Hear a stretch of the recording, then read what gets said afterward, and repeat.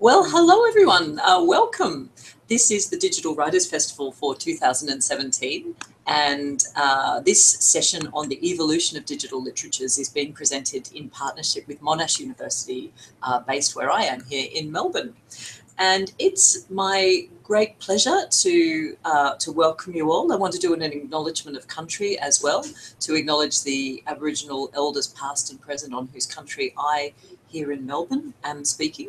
And I also want to briefly introduce you to my interlocutor, who is in a different part of this large, wide brown land, as we like to say, up in Darwin. I've got the pleasure today of being speaking with Oscar Shwartz, who is also a recent Monash PhD graduate. And his PhD thesis here was all about the entanglement of technology, society, and culture. And specifically, he was looking at the way combinatorial literature has been produced, way back from things like the I Ching through to the most contemporary manifestations like Twitter bots. You've probably seen his work. He's widely published in the monthly magazine, the Sydney Review of Books. He's published a volume of poetry with Giramondo Press in Sydney, which is called The Honeymoon Stage.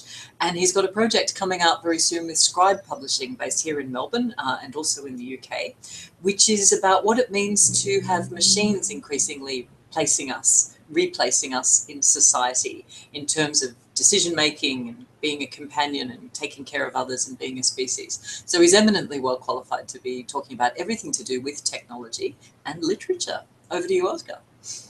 Thanks, Simone. I'd also like to begin by acknowledging the traditional owners of the land up here, the Larrakia people on which we meet today, and I'd like to pay my respects to elders past and present.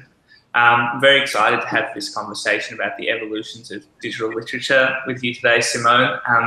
Just to introduce Simone, she's an associate professor in literary studies at Monash University in Melbourne, where her research centres on the sociologies of literature. Her book, Mixed Media, Feminist Presses and Publishing Politics, was awarded the 2005 Sharp DeLong Book Prize, and her second monograph, The Adaptation Industry, The Cultural Economy of Contemporary Literary Adaptation, has been widely reviewed in a number of languages. And her current research into how the internet is transforming the literary culture, which is very important for today's discussion, will culminate in a monograph which will be called The Digital Literary Sphere, which is due out from Johns Hopkins University Press in early 2018. Yeah, thank you so much. Well, where should we kick off? I guess we didn't want to assume that our audience necessarily was already deeply invested in the idea of digital literature or knew a huge amount about it. So I felt we should begin at the beginning, basically. What do you understand by digital literature? I guess digital literature is notoriously hard to define, maybe because the digital medium is relatively young and literature is extremely old, so understanding exactly how those two things interact can be different. But the most convincing or relatable definition I've heard is this idea of being born digital.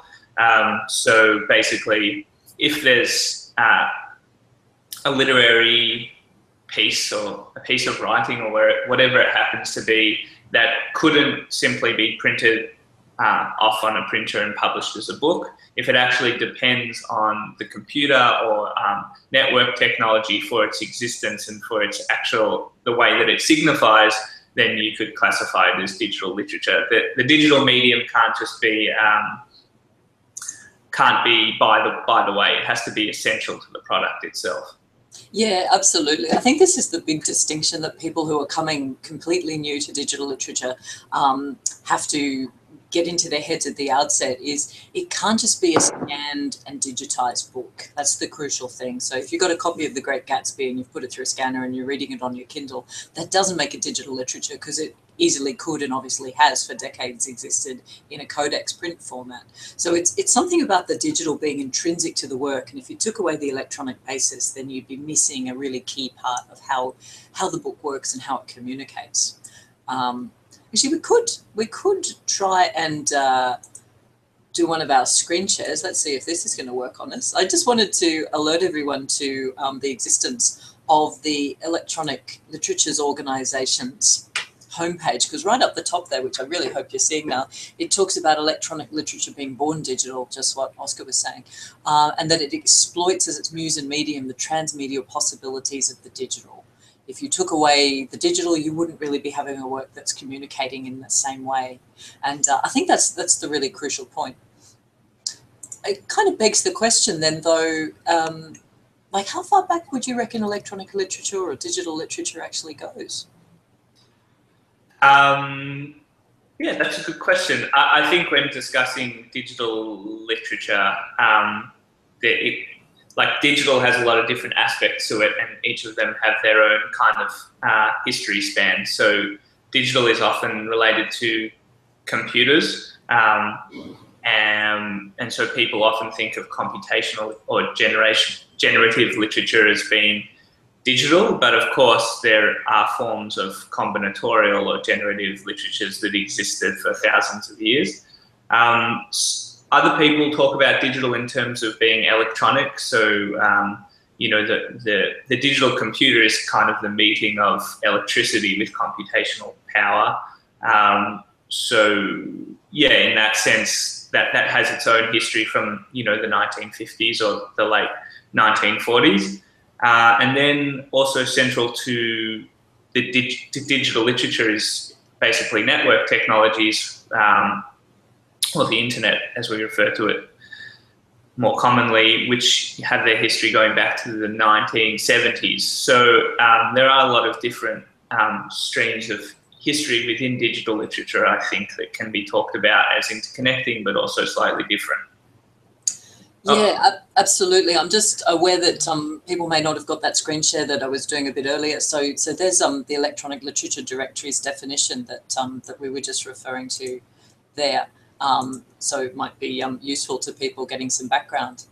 Yeah, I'm completely with you there that there's so many precursors to what goes on in digital literature, and often the big bang moment is seen as the late 1980s, and particularly I think the earliest years of the 1990s was when people started talking about hypertext in mainstream literary environments. These experiments have been around since about 87, but it was really when a couple of articles were published around about 1991 or 92, and in very mainstream places like the New York Review of Books, then suddenly discussion of ELIT went from being a very avant-garde minority concern to being something that people in the mainstream at least had some familiarity with, even if they didn't much like it. And as soon as that came in, people started looking for those precursors. They said, oh, it's a bit like a choose your own adventure book, which were huge in the 1980s, much earlier than this. Or it's a bit like, you know, what the Dadaist poets were doing around about World War I or the 1920s, where they would cut up pieces of poetry and then scramble the words like Scrabble tiles being moved around and then rearrange them and say, well, there you go, this is found poetry. So, yeah, the whole relationship between avant-garde practices that are analog and born digital electronic literature is very blurry. And it's probably not too helpful to try and make any too hard and fast distinctions because they have so much in common in their method, even if they don't in their technology. Yeah, definitely. I think maybe the way that I make the distinction between pre-digital, computational or combinatorial literatures and the digital is probably got to do with programming. So,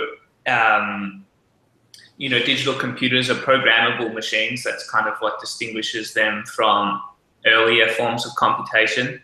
Of course, there was Charles Babbage and Ada Lovelace's analytical engine, which was a programmable and Turing-complete machine, but it was never built, and so they couldn't. Ada Lovelace's programming could never be executed on the computer. With computational poetry or literature that's done with computers, yeah, the difference is that the act of programming, through the act of programming, you give the computer a type of creative agency by which to generate new forms of literature. Whereas with the Dada poets, for instance, they're using chance and aleatory computational methods, which isn't pre-programmed, but the same act of like transferring creative agency from the human to the computational agent happens. So there is that common thread that does go across programming in digital computers and using computational methods from the pre-digital era. Yeah, it's interesting, excuse me, that you're talking about the idea of agency, because where in the kinds of digital literature, and it's not all of them, but in the kinds of digital literature where you actually demote the author a bit and hand over some of the agency to the machine, it's really cutting away at some of the major assumptions in, say, romantic literary theory that have been dominant for decades, which is the author is the sole source of everything that you see, and they've agonized over it. And when you read their work, you get an insight into their inner soul, and that's why all works have to have names attached. And one of the most jarring things I think electronic literature did, at least when it became more mainstream in the late 80s and early 90s, is to suggest that, authors weren't entirely in control of not only what was produced in where the machine was partly generating that, but also how the reader encountered what they found.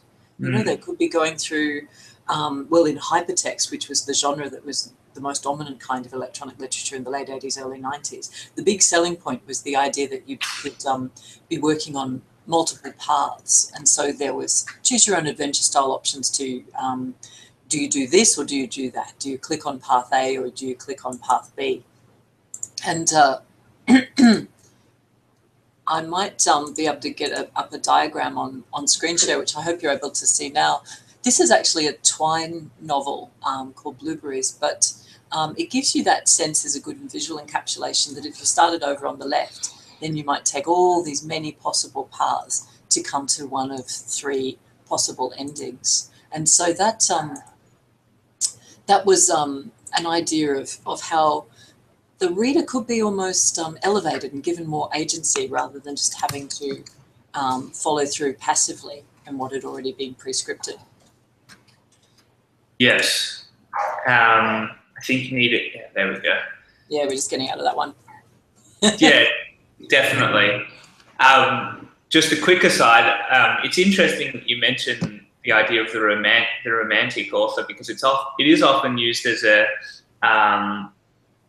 case example against like a lot of the instincts of digital or programmable literature. But interestingly, in my research, I found that the Romantics were actually obsessed with this idea of computational creativity. And Coleridge, has his poem, The Aeolian Harp, where he talks about, where he watches this mechanism in the windowsill and the air goes through it and interacts with the mechanism and creates music. And he has this moment where he's like, hey, what if I'm just like an Aeolian harp? I'm just a computational machine, and the waves of inspiration come through me and come out the other side in poetry. And Novalis also had a generative method for producing what he called his romantic encyclopedia. So I think even in these periods in history where it seems to be different to the way that we're thinking about literature now because of new technologies, actually these ideas around computational creation have existed for a long time. But back to hypertext, as you mentioned, hypertext was in certain ways and at certain points in its history quite a avant-garde or technical pursuit and kind of high literary in a certain sense. But throughout, and this is something I think we'll draw on a few times in this conversation, is throughout electronic or digital literature's history, there's kind of this tension between highly technical or avant-garde or fine art kind of examples and also like highly democratic forms of cultural production, and kind of offsetting the hypertext craze or whatever it was that happened in the early 1990s was, the emergence of the World Wide Web, which was a democratizing force for how one could engage with the internet and how one could, engage in cultural activity on the internet. So I'm just going to put on my screen share for a minute. I've got some old, early World Wide Web websites, personal sites. So this one I thought was pretty hilarious. It's called The Best Page in the Universe, and it still exists as that URL, the best page in the universe.net. And this is kind of typical of one of those early websites where basically people just had links to other pages that they like down the bottom, and also just kind of thoughts, and they could design it in any way they wanted. An interesting example is this one, which apparently is Mark Zuckerberg's web page that he built when he was 14, which is kind of creepy in that it says, "Hello and welcome to my page, the only site where a yellow eye blinks at you," which is kind of creepy given his current interests and attempts at world domination. He also has these, I can't remember which one it is, but he has an early attempt at designing what a social network might look like on, this early form of the web. But basically, yeah, I'm really into these old 1990s web pages because I think they inherit a lot from zine culture and this type of thing. It's like amateur creation and very democratic, and allows people to kind of use a network technology to express themselves in new ways. So yeah, I think it kind of offsets the hypertext as high literary art in an interesting way. That's an absolute gem. I've never seen that one. Am I right in saying that he listed his grade point average there as a 14? Yeah. What a twerp. Oh, that's a real find. Thank you to CNN for that one, and to Oscar for bringing it to attention. Yeah, look, I completely agree. It's important to say when we're talking about the first wave of hypertext enthusiasm, and craze would be an absolutely fair word, in the early 90s, we're talking about a CD-ROM based medium. So it's really before, it's before about 1993 when Netscape comes out and makes the internet something not just boffins at NASA are using, but something that's genuinely becoming a mainstream medium.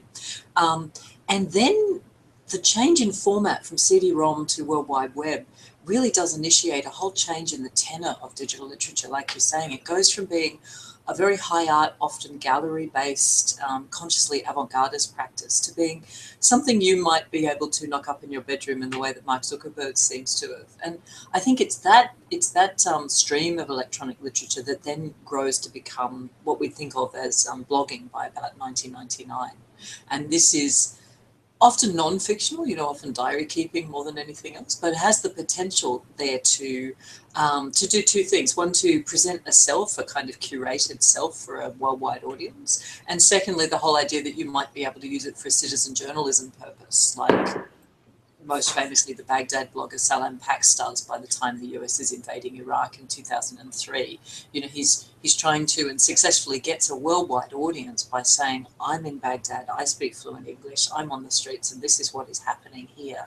And you should believe me more than you believe your CNN or your BBCs or your other worldwide news authorities. So the kind of self-reporting that had initially been seen as literary then starts to get a journalistic spin as well.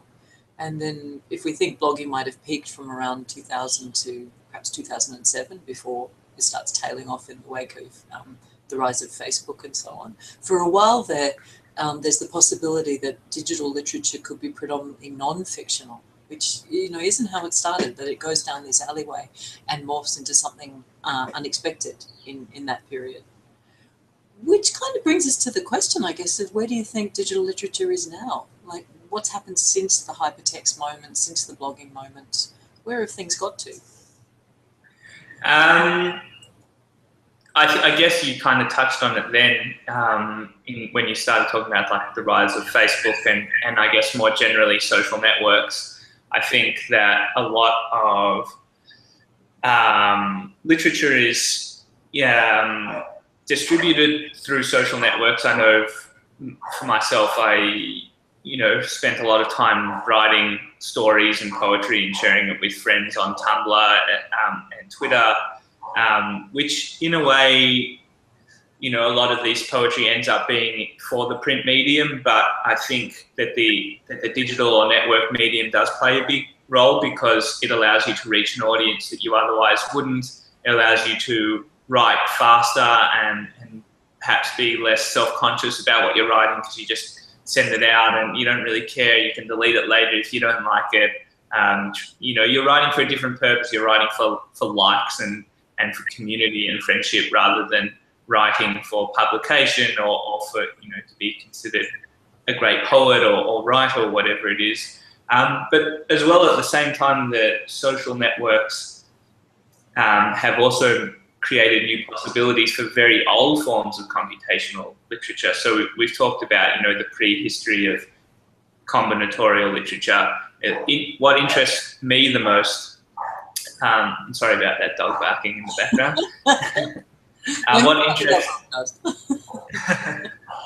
What interests me the most, maybe in what's happening now or the last few years, are Twitter bots. So basically, a Twitter bot is an automated Twitter account that tweets without someone actually having to do it. So it's scripted, and then it connects to Twitter via an API, and then it tweets regularly whatever has been programmed to tweet. So that's essentially a type of generative literature. But people are doing super interesting things with these. And what interests me is it's like this generative aspect combined with the social aspect. So the bot actually has like a social presence online rather than just being a tool with which you generate literature. Yeah. So I can show you some of my favorite ones. These are probably ones some people might have seen because they're kind of famous, but let me just put that up for 1 second. Oh, I've lost my cursor. There it is.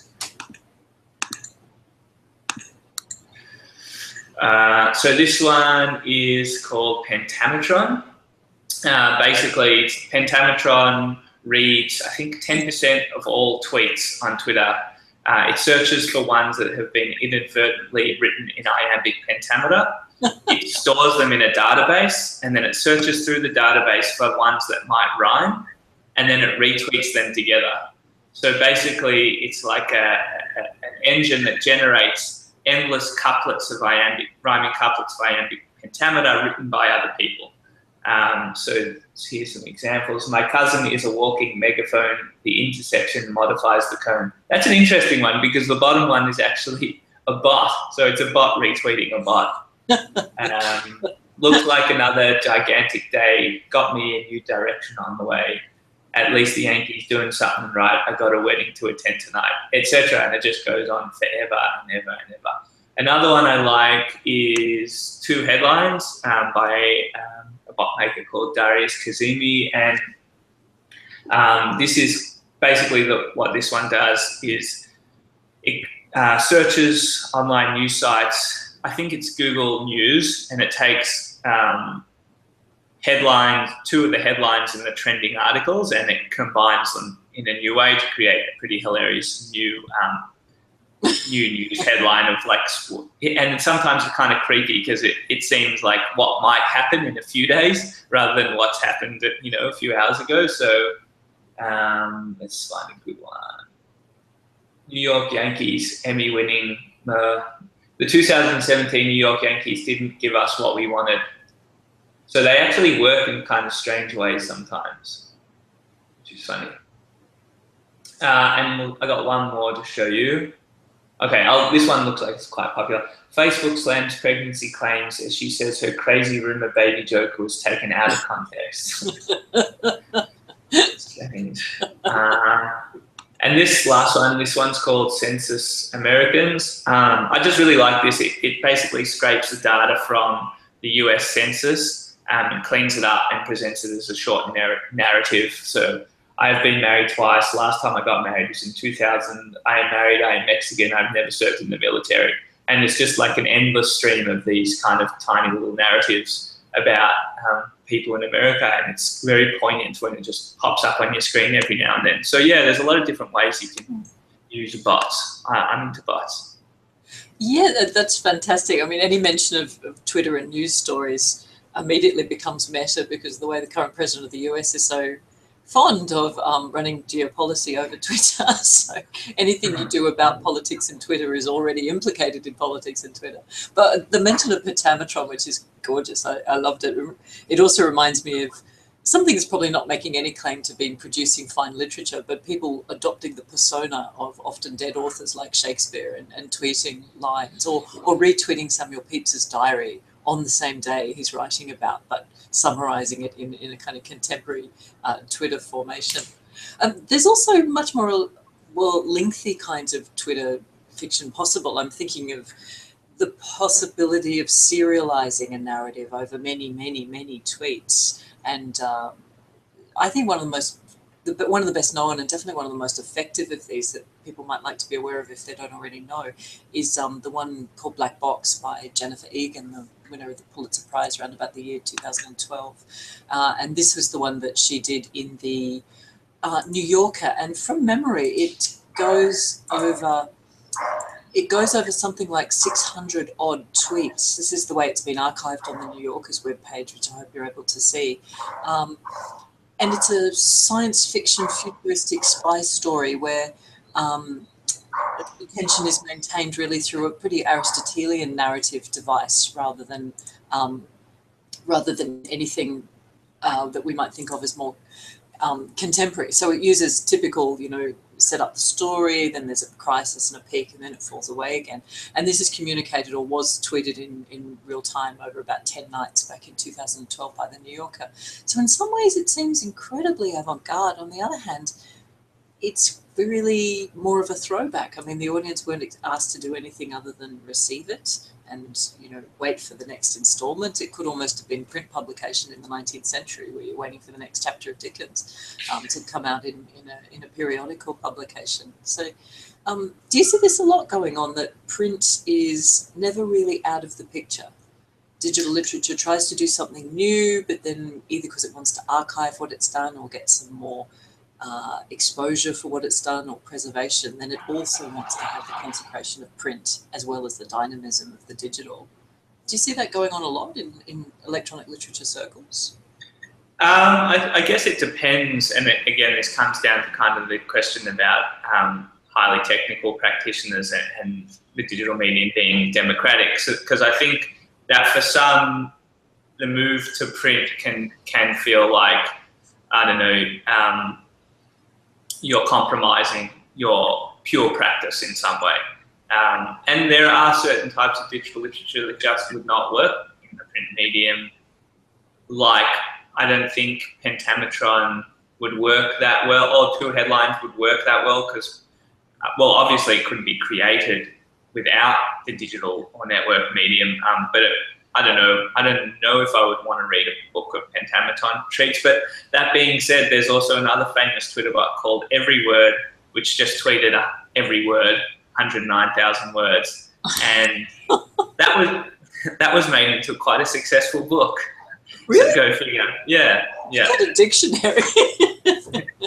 Well, a dictionary with no definitions, so it's like the most useless book. Right. Yeah. No definitions.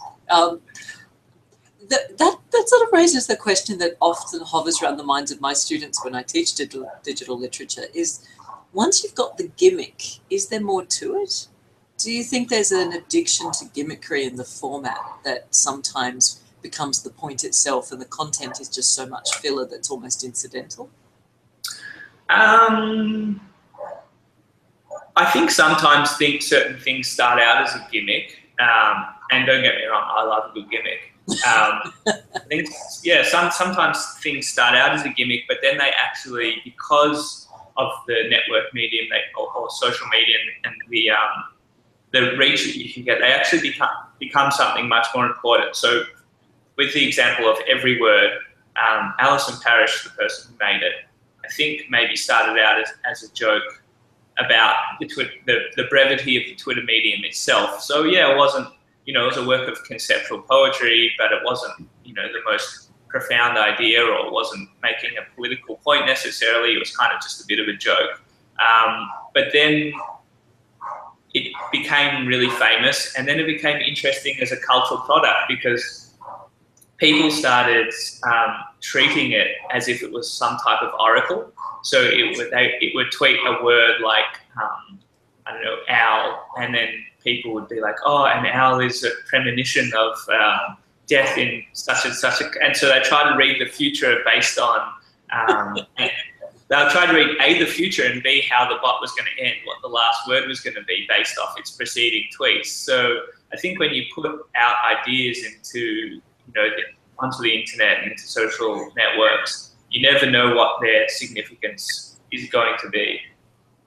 That's fantastic, because it comes all the way back to the I Ching, doesn't it? Which is essentially about predicting the future, and now suddenly you're using a Twitter mechanism to predict the future too.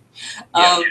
It was always one of the selling points of digital literature that it could be interactive with its audience, that it would demote the author, not just demoting the author to the machine like we were talking about earlier, but that the audience would be elevated and even become a kind of co-author. This was their moment in the sun, and they would stop having to passively read along the lines, and suddenly they could write back to the author, and you know, not just bailing them up at a writers' festival or writing fan mail to their publisher, but they could actually put in suggestions in real time of how they wanted a narrative to end. Or, and when we're talking about recent developments and where digital literature might be going, I'm interested in this phenomenon that's very recent, in really only the last 2 or 3 years, that a couple of American academics have been terming netprov, which they're getting from improvisational theatre, so like theatre sports or some sort of impromptu, on-the-spot, made-up theatrical event, except something that takes place on the internet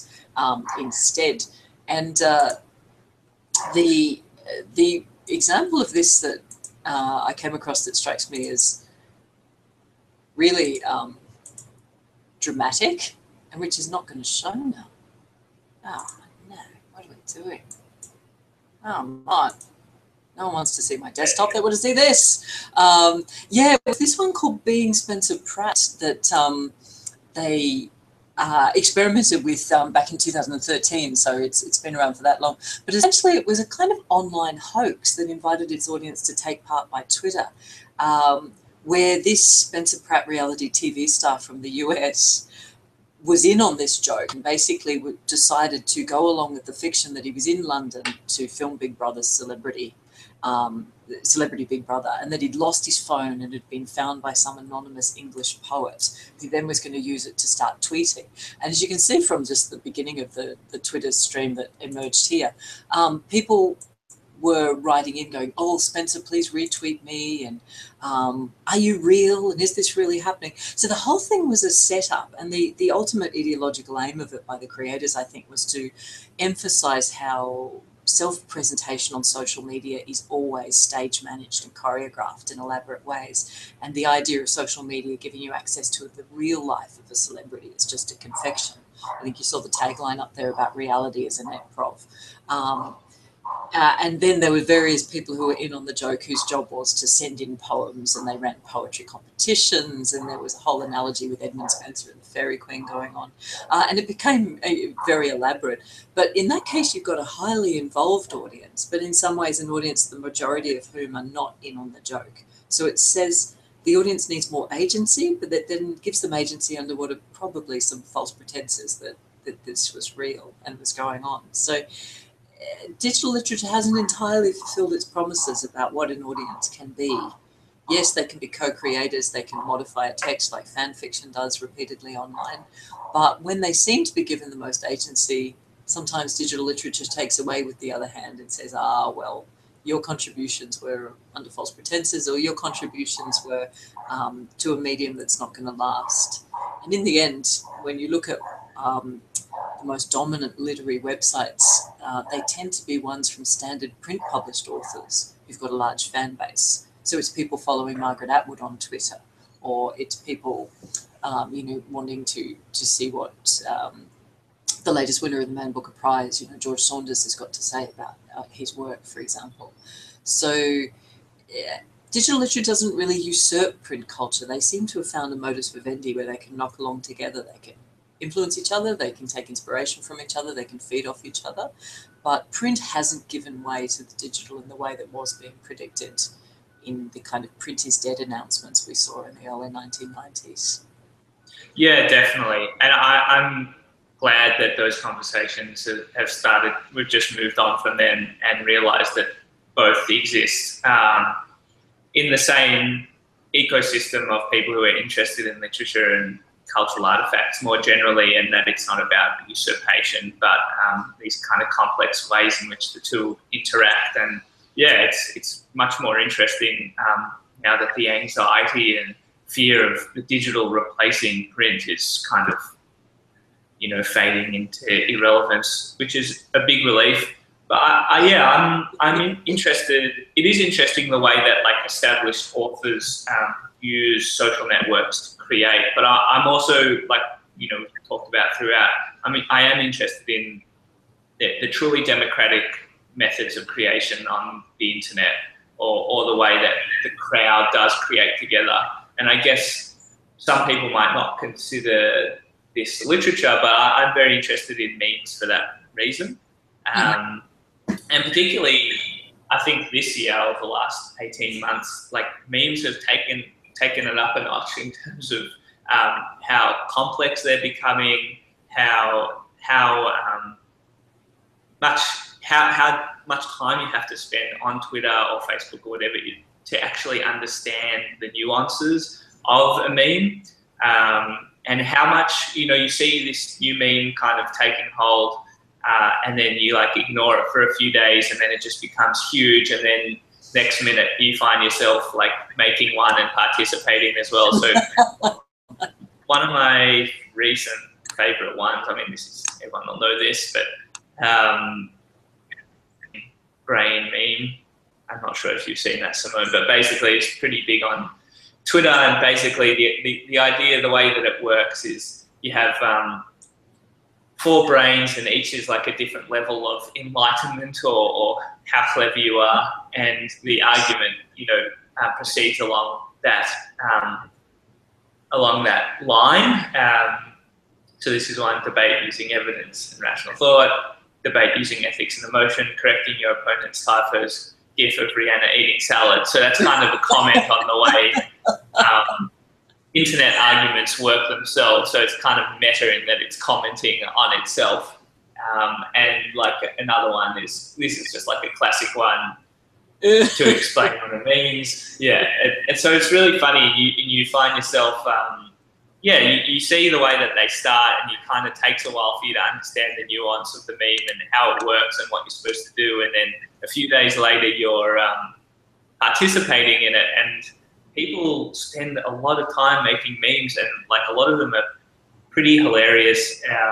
Some of them are like super, super clever, but we've also seen in the recent election of Donald Trump, the way that memes can actually be used, you know, as a, like, aesthetics is becoming a key element of politics, particularly in the online realm, and memes really show how this can happen.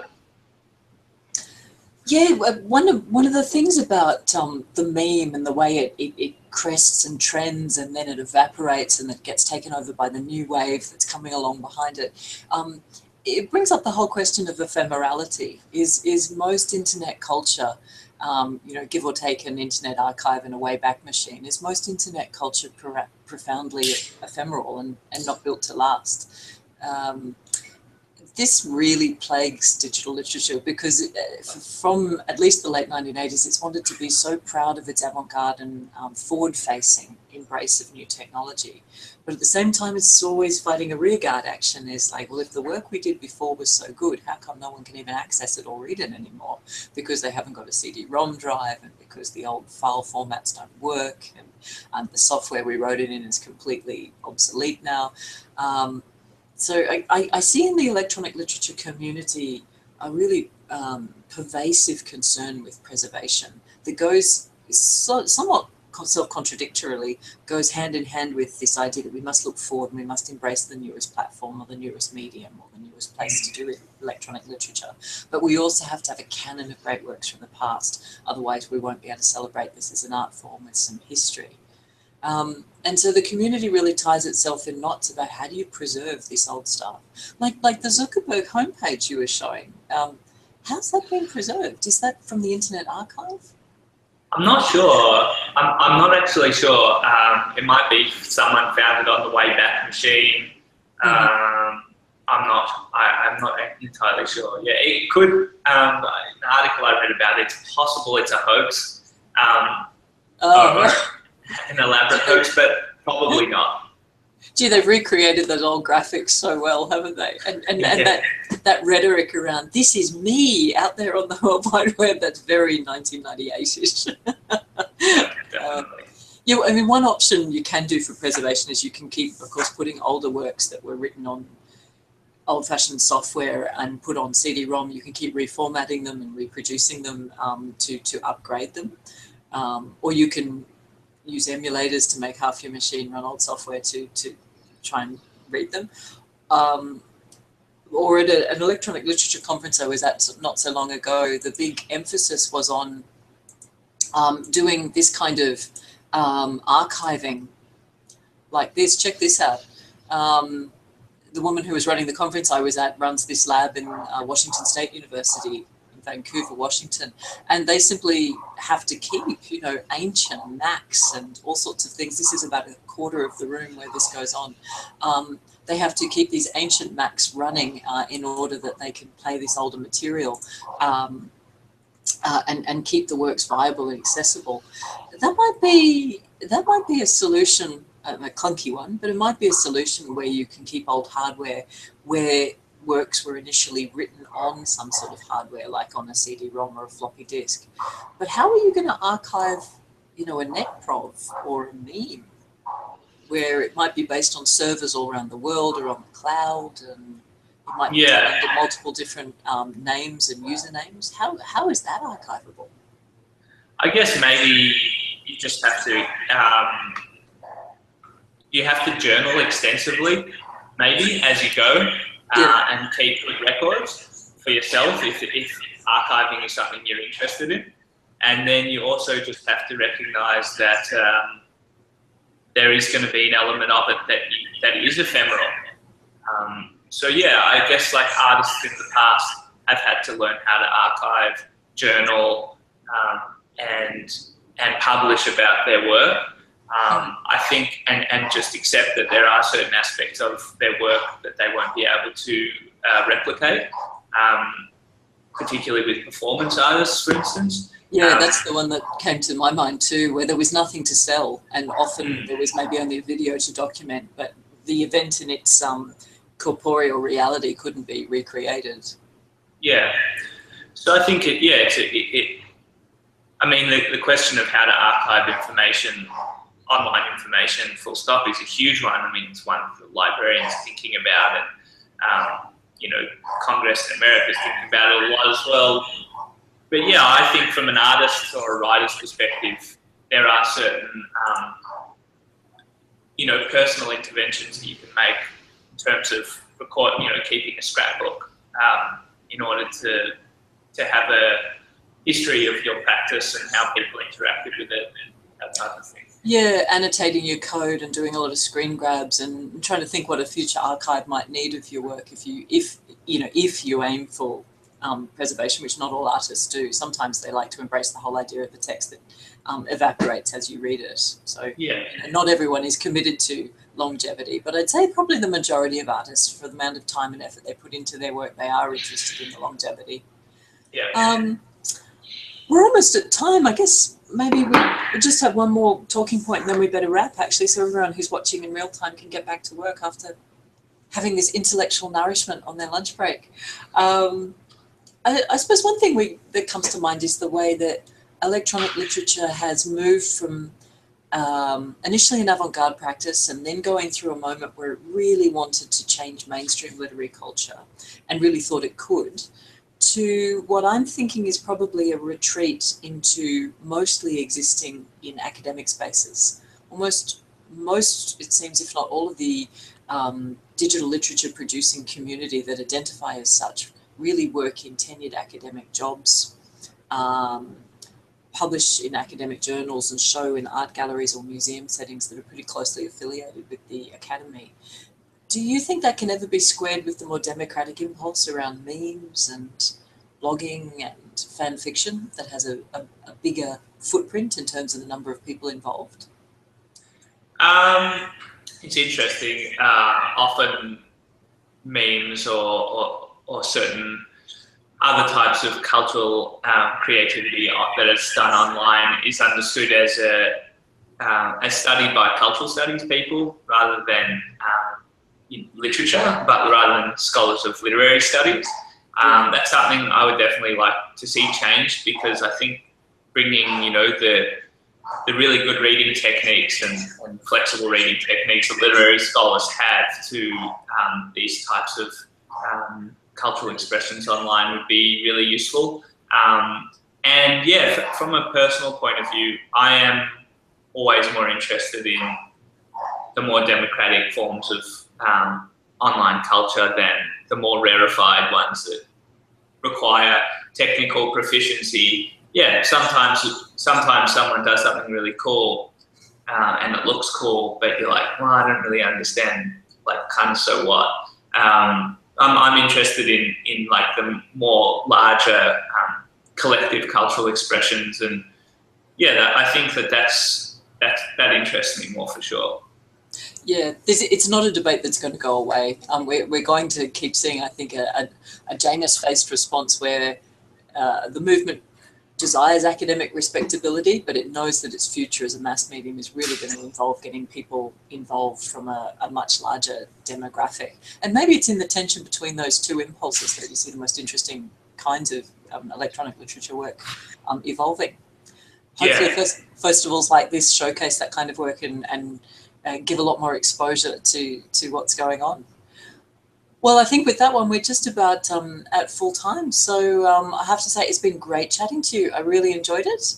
And Yeah, likewise. I hope it's been engaging for any of our viewers out there too. Okay, ciao. See you around.